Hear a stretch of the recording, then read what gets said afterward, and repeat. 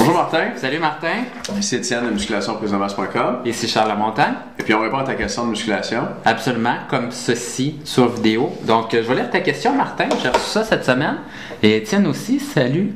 Moi personnellement, je prends la marque Wader 90% isolat de protéines de soya en poudre vanille que j'achète chez Jean Coutu depuis environ 2 mois. Je n'avais jamais consommé de protéines avant et elle semble faire la job.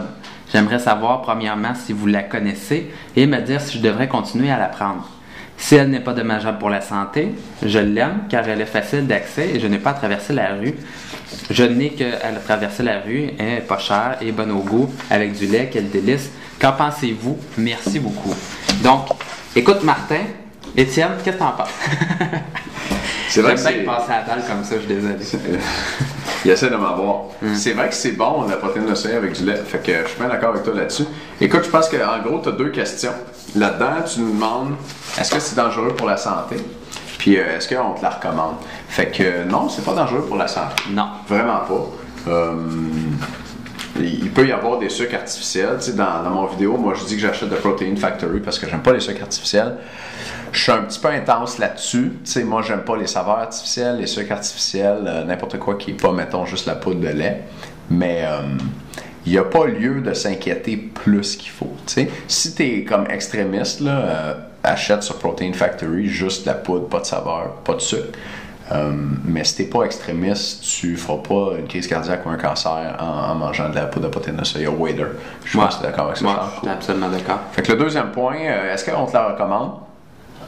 Même si c'est bon au goût, la protéine de soya, c'est pas super bon pour faire prendre de la masse. Il y a une étude où ils ont comparé 3 groupes. Les 3 groupes faisaient de la musculation égale, un petit peu comme dans mon vidéo sur les 2 suppléments. Je sais pas si tu l'as vu. Dans les études, ça se passe souvent comme ça. On prend une gang. Puis là, on divise la gang au hasard en 3. Puis là, à 1/3 du monde, toute la gang fait de la musculation pareil. Ils ont le même programme. Cette étude-là, ça va durer 10 semaines. 1/3 du monde, ils n'ont pas eu de supplément. 1/3, ils ont eu un supplément de poudre de petit lait avec du whey. Puis 1/3, ils ont eu un supplément de poudre de soya. OK. Fait que ça permet de dire... Est-ce que la poudre de soya est meilleure que la poudre de petit lait? Sont-ils pareils? Qu'est-ce qui s'est passé avec ça? Puis ce qui s'est passé, c'est que le groupe qui prenait pas de supplément, il a pris moins de masse que les 2 autres groupes. Ça, on s'y attend un petit peu, hein, parce que la poudre de protéines, ça aide à faire prendre de la masse. Mais le groupe qui a pris de la protéine de petit lait a pris plus de masse que le groupe qui a pris de la protéine de soya. Puis le groupe qui a pris de la protéine de soya a pris plus de masse que le groupe qui prenait pas de protéines, mais il en a quand même pris moins que celui qui prenait de la poudre de petit lait. Puis on aurait 2 explications pour ça. La première, c'est la composition de la protéine de soya. Une protéine, c'est comme un bloc de Lego. C'est comme plusieurs blocs de Lego ensemble. Mais Lego, c'est des acides aminés. Fait que je prends les Lego, je les mets dans une forme, ça fait une protéine. Je prends d'autres Lego, je les mets dans une autre forme, ça fait une autre protéine.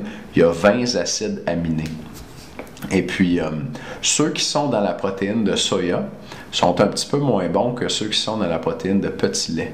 Fait que ton bloc de Lego, là, il est moins efficace pour te faire prendre de la masse. Ça serait la première raison pour laquelle la protéine de soya serait moins bonne.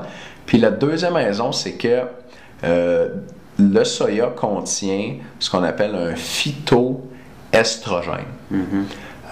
L'estrogène, c'est l'hormone femelle, right? Nous, les hommes, on a de la testostérone. C'est pour ça qu'on est mâle. Charles en a beaucoup. Puis les femmes, ils ont de l'estrogène. C'est pour ça qu'entre autres, elles sont menstruées, elles ont des seins, des hanches, etc. Puis l'estrogène, c'est pas très anabolique. Hein? Les femmes, ils ont moins... Pas prendre du muscle. Ils ont moins de muscle que nous. Puis dans certaines plantes, entre autres le soya, il y a des estrogènes végétaux, si on veut.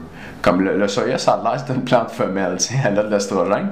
Puis quand on mange de l'estrogène de soya, ben ça ressemble assez à notre estrogène à nous pour que ça soit pas super bon pour nous faire prendre la masse. Puis il y a des... Je suis moins sûr de ça, là, mais il me semble qu'il y a des études où ils ont étudié des gens qui mangeaient beaucoup de soya, des hommes qui mangeaient beaucoup de soya, puis ces hommes-là avaient un faible taux de testostérone. Fait que... moi, j'ai entendu dire qu'ils en donnaient aux femmes qui avaient de la difficulté à leur ménopause, comme supplémentation, de manger du soya. De manger du soya. De manger du soya. Fait que moi, je me dis... Si t'es pas une femme ménopausée, 1 + 1 = 2, là. c'est ça, je ferai attention à ça. Fait que pour cette raison-là, à moins que tu aimes vraiment, vraiment ça, là, la protéine de soya, j'irais avec la protéine de petit lait. Tu peux quand même prendre la marque Wader à vanille, c'est sûr qu'il y en a. Achète celle qui est en face de chez vous, ça va être correct aussi. Mais tu vas prendre plus de masse avec la protéine de petit lait. Quelque chose à ajouter? Non, c'est pas mal ça. Écoute, Martin, passe une bonne journée, puis j'espère qu'on a bien répondu à ta question. That's it. Puis à la prochaine. Salut, mec.